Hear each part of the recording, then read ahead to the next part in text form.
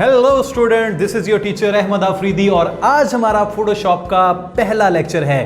पिछले लेक्चर का बेसिकली जो था वो हमारा एक टूर लेक्चर था फोटोशॉप और उसके इंटरफेस के बारे में। आज बेसिकली हम इसका बुनियादी तौर पे पहला लेक्चर फोटोशॉप का आज है और आज के लेक्चर में हम देखेंगे कि आप कोई भी पिक्चर को ओपन कैसे कर सकते हैं, उसकी हल्की फुल्की एडिटिंग कैसे कर सकते हैं और फिर उसको सेव कैसे कर सकते हैं। तो चलें फिर हो जाए, let's go to the Photoshop. ये आपके सामने एक इंटरफेस है जो लास्ट टाइम हमने टूर लेक्चर में देखा था कि आप अपना वर्क स्पेस कैसे सेव कर सकते हैं। मैंने ये सेव किया था बेसिक एडिटिंग के लिए, उसमें ये टूल बार था और ये एक लेयर पैनल मैंने ये रखा था और बाकी ये आपको सारी स्पेस जो नजर आ रही है इसमें इसको वर्क एरिया कहते हैं बेसिकली। तो इसमें आप कोई भी डॉक्यूमेंट को ओपन कैसे कर सकते हैं। ओपन करने के मैंने आपको 2-3 तरीके बताए थे और 2-3 तरीके हैं बेसिकली। वो ये है कि सबसे पहले आप ओपन में जाएंगे फाइल में और यहाँ से आप ओपन में जाएंगे और यहाँ से आप अपनी मर्जी के जो भी इमेज आप खोलना चाहें और इसको सिलेक्ट करेंगे और यहाँ से आप ओपन कर देंगे। मैं फिलहाल ओपन नहीं कर रहा हूँ ताकि आपको डिफरेंट तरीके बता सकूँ। अगर ये आप नहीं करना चाहते तो आप इस खाली वर्क एरिया में डबल क्लिक करेंगे तो ये आपके एक्सप्लोरर मोड में चला जाएगा और यहाँ से भी आप एक्सप्लोर करके आप इसको ओपन कर सकते हैं। तीसरा तरीका भी है यहाँ पे आप कि यहाँ पे अगर आप बाहर से ड्रैग एंड ड्रॉप करके फाइल ओपन करना चाहें तो आप ये भी कर सकते हैं। मिसाल के तौर पे मैंने एक इमेज ओपन किया है, ये मेरे सामने ये एक इमेज है और मैं एक और इमेज ओपन करना चाह रहा हूं तो मैं फाइल और ओपन में गया और ये मैंने एक इमेज ओपन कर लिए हैं। ये मेरे पास 2 डिफरेंट इमेजेस हैं, ये देखें। और मैं इनको थोड़ा जूम आउट करने का मैंने बताया था। जूम आउट करने का एक तरीका ये भी है कि आप कमांड या कंट्रोल प्रेस करके माइनस प्रेस करेंगे तो ये जूम आउट हो जाएगा और यहाँ से आप इसको एडजस्ट कर सकते हैं। मैंने दूसरी लेयर को पिक्चर को सेलेक्ट किया और फिर कमांड और माइनस प्रेस किया। अगर आपके पास मैक नहीं है तो आप कमांड की जगह कंट्रोल यूज कर सकते हैं। तो ये 2 डिफरेंट इमेजेस हैं। अब सबसे पहली चीज जो आज मैंने आपको बतानी है वो है कि एक इमेज की फाइल जो दूसरे इमेज की फाइल में हम कैसे रख सकते हैं। तो बहुत सिंपल है। सबसे पहले आपने टूल बार में से ये आपके पास एक टूल टॉप पे नजर आता है, इसको हम कहते हैं मूव टूल। मूव टूल का मतलब ये है ये चीजों को मूव करने के लिए है, बेसिकली चीजों को सेलेक्ट करने के लिए और फिर इसको ड्रैग एंड ड्रॉप करने के लिए हम मूव टूल यूज करते हैं। मैंने ये मूव टूल को सेलेक्ट किया और ये वाला इमेज उठा के मैंने इस वाले इमेज में डाल दिया है। लेकिन ये मैं कंट्रोल जी कर रहा हूं, उससे पहले आपको एक चीज समझा दूं कि जब ये मैं इसको सेलेक्ट कर रहा हूं तो लेयर पैनल में अगर आप गौर करें तो ये देखें लेयर पैनल में भी बैकग्राउंड के नाम से एक लेयर आ जाती है। इसका मतलब ये है कि ये इसके अंदर एक लेयर है और उसको लॉक किया हुआ है एज अ बैकग्राउंड। इसी तरह मैं दूसरी इमेज को जब क्लिक करता हूं, जब दूसरा मेरा इमेज सेलेक्ट होता है तो लेयर पैनल में देखें अब वो वाला आ जाता है। तो यहाँ पे लेयर्स के साथ हम क्या सलूक करने वाले हैं आज के जो इंट्रोडक्टरी लेक्चर है इसमें हम वो भी देखेंगे। तो सबसे पहले मैं चाहता हूं कि मैं अपना एक इमेज है वो दूसरी फाइल में कैसे लेके आना चाह रहा हूं। तो मैंने ये मूव टूल लिया और सिंपली इसको पकड़ा और दूसरे इमेज में जाके मैंने ये छोड़ दिया और इसको ड्रॉप कर दिया। या ये देखें तो अब इसमें लेयर पैनल में देखें आपको 2 लेयर्स नजर आ रही हैं। टॉप पे आपको एक लेयर नजर आ रही है और एक नीचे बैकग्राउंड पे नजर आ रही है।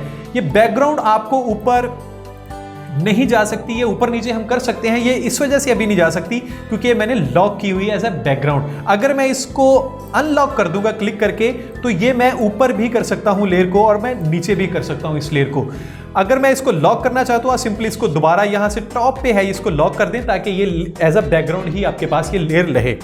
उसके बाद अगर आप देखें जो नई लेयर आई है उसने नीचे वाली को लेयर 0 रखा है और ऊपर वाली को लेयर 1 कर दिया है। आप इसका नाम अगर चेंज करना चाहते हैं तो आप इसका नाम चेंज करके सिंपली इसको डबल क्लिक करें। तो मैं इसका नाम कर देता हूं स्काई। ये देखिए मैंने एक स्काई लेयर कर दिया।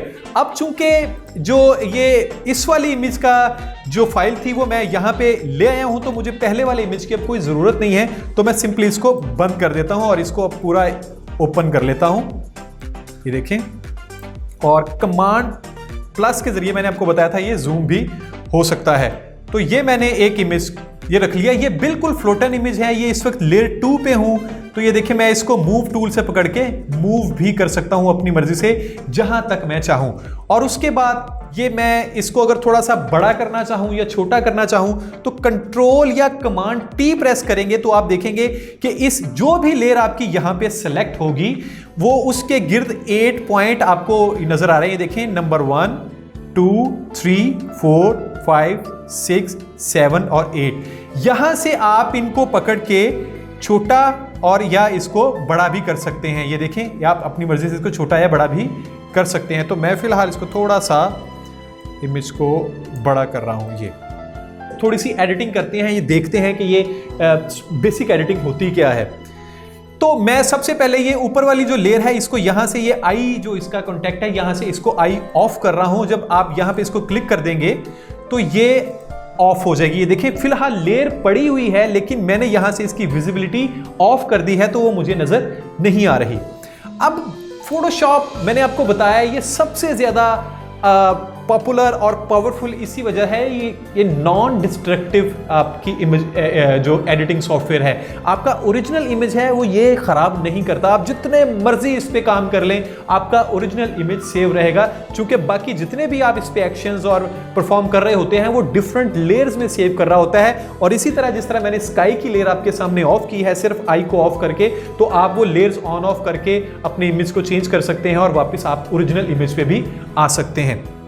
अब इसी तरह लेयर पैनल में अगर आप जाएं तो एक छोटी सी चीज आपको और बता दूं कि ये बिल्कुल यहां पे नीचे आपको एक टैब नजर आ रहा है। अगर आप इसके ऊपर माउस लेके जाएं तो यहां पे लिखा आपको नजर आएगा क्रिएट न्यू लेयर। ऑब्वियसली ये क्या करेगा, मैं जैसे ही इसको क्लिक करूंगा ये एक नई लेयर ऐड कर देगा। कहां पे, जो भी लेयर सिलेक्ट होगी इसके ऊपर ये क्लिक कर देगा। मिसाल के तौर पे ये लेयर सिलेक्ट है और मैं यहां से न्यू लेयर कर रहा हूं तो ये देखें ये ऊपर खाली एक लेयर आ गई है। अब मैं क्या करना चाह रहा हूं, मैं चाह रहा हूं कि ये जो इसमें ट्री नजर आ रहा है मुझे वो खत्म करना है, और जो स्काई वाली लेयर है ये उस जो फ्लैट वाइट बड़ा बोरिंग सा स्काई है उसकी जगह ये वाला स्काई मैं यूज करना चाह रहा हूं। तो मैं फिलहाल इसको ऑफ कर रहा हूं और ट्री को रिमूव कर रहा हूं। तो मैं कोई भी कमांड में सबसे पहले इसको यहां से, ये आपके पास जूम टूल है, ये जूम टूल क्लिक करके अगर आप इसको प्रेस करके मूव करेंगे तो ये आपके सामने जूम हो जाएगा। तो ये मैं जो बेसिकली ट्री है इसको रिमूव करना चाह रहा हूं। तो बहुत आसान तरीका है, आपके पास एक टूल है जिसका नाम है spot healing brush tool. Spot healing brush tool, spot healing brush tool मैंने सेलेक्ट किया, ये चीजों को रिमूव करेगा बेसिकली। ये और किस लेयर पे करेगा, ये इंपॉर्टेंट चीज है कि जिस लेयर को आपने सेलेक्ट किया होगा ये उसी लेयर पे ही काम करेगा। और इस तरह मैंने आपको बताया था एक और चीज कि जब आप किसी भी टूल को सेलेक्ट करते हैं तो इसके ऊपर आपके पास ऑप्शन बार आ जाते हैं कि उसके टूल के डिफरेंट प्रॉपर्टीज, उसके डिफरेंट ऑप्शंस आपको टॉप पे नजर आ रहे होते हैं डिफरेंट, तो वो भी आप वहां पे देख सकते हैं। तो यहां पे मेक श्योर आपने करना है कि ये सैंपल ऑल लेयर्स सेलेक्ट हो, यानी कि ये तमाम लेयर्स के लिए काम कर रहा हो। तो मैंने ये सिंपल एक टूल लिया है जिसका मैंने आपको बताया है स्पॉट हीलिंग ब्रश टूल। ये टूल लेके लेयर मेरी ये नई खाली जो लेयर मैंने न्यू ऐड की थी ये वो वाली है, और इसके ऊपर ये देखिए मैं सिर्फ ये अपना ब्रश को मूव कर रहा हूं।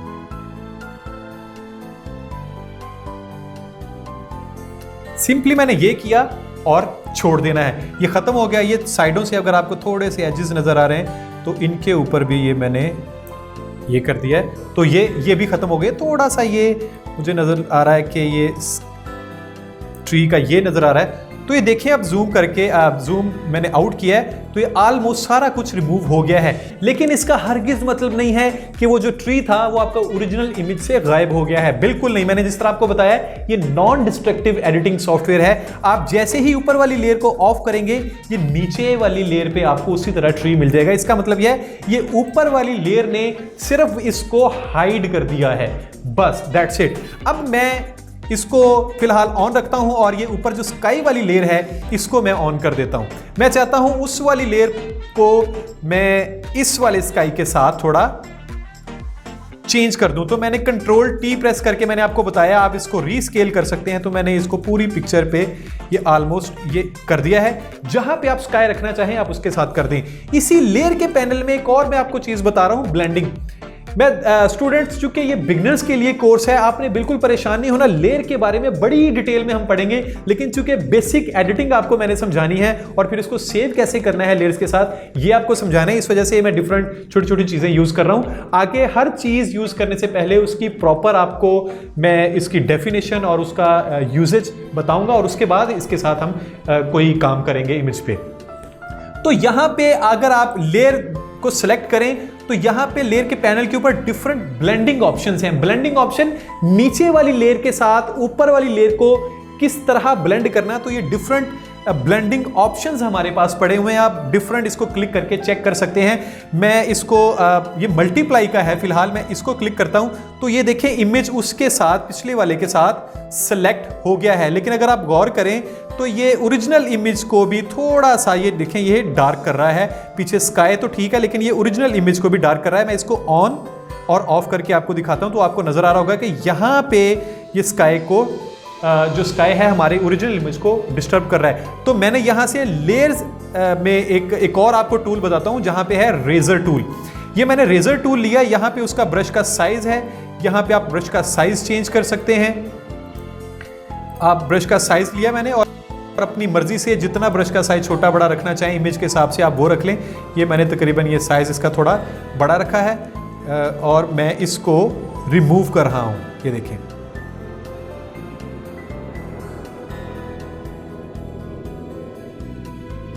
तो ये मैंने रिमूव कर दिया है। अब ये टॉप वाली लेयर है, ये देखिए मैं इसको ऑफ कर रहा हूं तो और इसको भी ऑफ कर रहा हूं तो नीचे मेरा ओरिजिनल इमेज उसी तरह ही पड़ा हुआ है। सिंपली जो लेयर 1 है जो मैंने नई लेयर ऐड की थी उसने जो ट्री को उसको हाइड कर दिया और जो ऊपर वाली लेयर है स्काई वाली वो मैंने सिर्फ इतनी लेयर रखी है और जो नीचे आ रही थी वो मैंने रेजर से रिमूव कर दी। अब ये देखें मुझे बाद में जरूरत पड़ती है, मेरा ओरिजिनल इमेज मुझे चाहिए था, इसमें कुछ और एडिटिंग कर लेते हैं। चलिए मैं एक और इमेज खोलता हूं। मैं फाइल में गया, ओपन में गया और मैं ये एक पैराशूट है, इसको ओपन करता हूं। ये पैराशूट मैंने ओपन किया और इसको उठा के मैंने बताया उसी तरह फाइल के ऊपर मैं जब जाऊंगा और यहां पे मैं इसको ड्रॉप कर दूंगा तो ये देखें ये एक पैराशूट यहां पे भी आ गया है। जैसे ये पैराशूट यहां पे आया है ये देखिए एक नई लेयर के अंदर आया है, लेयर 2। ये नई लेयर है, इसको भी मैं यहां पे एंटर करके इसको कर देता हूं पैराशूट। ये मेरी पैराशूट वाली लेयर है। तो अगर आप यहां पे भी इसको क्लिक करेंगे, आई ऑफ कर देंगे तो आपको नजर आना बंद हो जाएगा, इनविजिबल हो जाएगा। विजिबल करना चाह रहे हैं तो इस आई को क्लिक कर दें तो ये नजर आना शुरू हो जाएगा। यहां पे डिफरेंट आप यहां पे इसकी रख सकते हैं। मिसाल के तौर पे एक मैंने ये रखा और मैं इसकी एक कॉपी लेना चाह रहा हूं तो आप इसी लेयर को पकड़ के जहां पे आपने न्यू लेयर बनाई थी ना इसके ऊपर अगर आप ड्रॉप कर देंगे ना तो ये देखिए उसकी एक और कॉपी बना देगा। यहां पे नजर इस वजह से नहीं आ रही क्योंकि बिल्कुल ये उसके ऊपर है तो इस वजह से नजर नहीं आ रही। अगर मूव टूल पकड़ के मैं इसको मूव करता हूं तो ये आपको देखें ये दो डिफरेंट आपको ये लेयर्स नजर आ रही हैं और यहां से ऑफ करके भी आप चेक कर सकते हैं कि ये कौन सी वाली लेयर है। इसी तरह अगर आप डिलीट करना चाहें तो इसी लेयर को पकड़ के ये बिल्कुल नीचे लेयर के पैनल में डस्टबिन आपको नजर आ रही है, इस डस्टबिन के आपने ऊपर फेंक देना है तो वो लेयर डिलीट हो जाएगी। अब मैंने इसको थोड़ा सा मुझे लग रहा है मैं पैराशूट को बड़ा करना है तो मैंने कंट्रोल या कमांड टी प्रेस करके इसको थोड़ा सा ये मैंने रखा है। ओके अब ये मैंने फर्ज कर ले एडिटिंग कर ली। अब मैं इसको सेव करना चाहता हूं। जब मैं इसको सेव करूंगा तो कहीं मेरा ओरिजिनल इमेज तो खराब नहीं होगा? नहीं, फोटोशॉप आपको PSD फोटोशॉप डॉक्यूमेंट है वो आपको लेयर्स के साथ सेव करने की सहूलत भी देता है। जैसे ही मैं इसको कंट्रोल S करूंगा तो ये देखिए फोटोशॉप का फॉर्मेट ये बाय डिफॉल्ट सिलेक्ट होगा। ये नीचे आपको एक चेक बॉक्स लिखा हुआ नजर आ रहा है, लेयर्स के साथ इसको ये सेव करेगा। मैं इसको क्लिक करके यहाँ पे इसका एक नाम दे देता हूँ। डेस्कटॉप में क्लास 1 के अंदर इसका नाम मैं रख देता हूँ फर्स्ट एडिट के नाम से मैंने इस फाइल का नाम सेव कर लिया और मैंने सेव कर दिया। ओके अब मैं इसको फाइल को बंद कर देता हूँ। फाइल बंद हो गई है। तो क्या ये मेरे पास जो ओरिजिनल इमेज था वो खत्म हो गया? नहीं है। जब मैं इसको दोबारा खोलूंगा तो ये दोबारा डिफरेंट लेयर्स में मुझे मिलेगा। मैं उसी तरह ओपन में गया जहां पे भी आपकी फाइल पड़ी हुई है, माय फर्स्ट एडिट ये पड़ी हुई है, मैंने इसको ओपन किया। देखें जिस तरह मैं इसको ओपन किया उसी तरह ही ये पैनल में ये देखें मेरे पास लेयर्स मौजूद हैं। इसको मैं अगर ऑफ करूं तो ये मेरा ओरिजिनल इमेज उसी तरह यहां पे ये पड़ा हुआ है। अच्छा ये हो गया। अगर मैं चाहता हूं कि ये ओरिजिनल इमेज जो है वो सारी लेयर्स को मर्ज करके एक फाइनल इमेज मुझे चाहिए। ये मैं किसी को इमेज देना चाह रहा हूं, मैं उसको ये जो ओरिजिनल इमेज है वो नहीं दिखाना चाह रहा, मैं उसको एडिटिंग इमेज दिखाना चाह रहा हूं। तो आप इसको, बहुत पॉपुलर एक फॉर्मेट है JPEG. JPEG stands for a joint photographic expert group. ये ग्रुप था जिसने इसका नाम रखा है। ये बेसिकली लॉसी फॉर्मेट है, बहुत कम साइज में आपको ये एक इमेज दे देता है, जो कि बहुत इसका लो साइज होता है, उसकी रेजोल्यूशन भी अच्छी होती है और ऑलमोस्ट हर जगह ये ओपन भी हो जाती है। तो ये बहुत पॉपुलर है। तो मैं अगर इसको सेव करना चाहूंगा तो मैं इसको फाइल में जाऊंगा और सेव एज में जाऊंगा, या सेव एज में गया तो यहां पे मैं इसको फोटोशॉप के अंदर जेपैग, ये देखें जैसे मैं जेपैग को क्लिक करूंगा तो स्टूडेंट्स आप देख रहे होंगे यहां पे मेरे पास लेयर्स का ऑप्शन नहीं है। यानी कि ये जब मैं सेव करूंगा तो वो जो 4 लेयर्स थी वो सेव एज में एक डिफरेंट कॉपी सेव कर रहा हूं। वैसे इसको भी मैं सेव कर सकता हूं, लेकिन अगर बाद में मुझे लेयर्स चाहिए होंगी तो फिर गड़बड़ हो जाएगी ना, इस वजह से मैंने सेव एज किया ताकि मेरा ओरिजिनल ये वाली फाइल है ये सेव रहे। तो मैंने सेव एज में गया और जेपैग सेलेक्ट किया और मैंने फर्स्ट एडिट मैं सिंगल लेयर, इसके नाम से मैंने सेव कर दिया और मैंने इसको सेव कर दिया है। यहां पे आपको एक क्वालिटी पूछेगा, ऑलमोस्ट जितनी आपने क्वालिटी रखनी है, स्मॉल रखनी है या लार्ज रखनी है, वो रख लीजिएगा अपनी रिक्वायरमेंट के हिसाब से। इसको भी हम डिटेल में आगे देखेंगे कि ये इसकी क्वालिटी का क्या सिस्टम होता है। तो मैंने इसको ओके किया। अब मैं अगर इसको थोड़ा मिनिमाइज करूं और डबल क्लिक करके उस इमेज को दोबारा खोलूं, ये मेरा फर्स्ट एडिट सिंगल लेयर, मैंने इसको खोला, इमेज ओपन, तो ये देखिए ये सिर्फ एक लेयर के अंदर मौजूद है। ये मैंने जेपैग सेव किया था।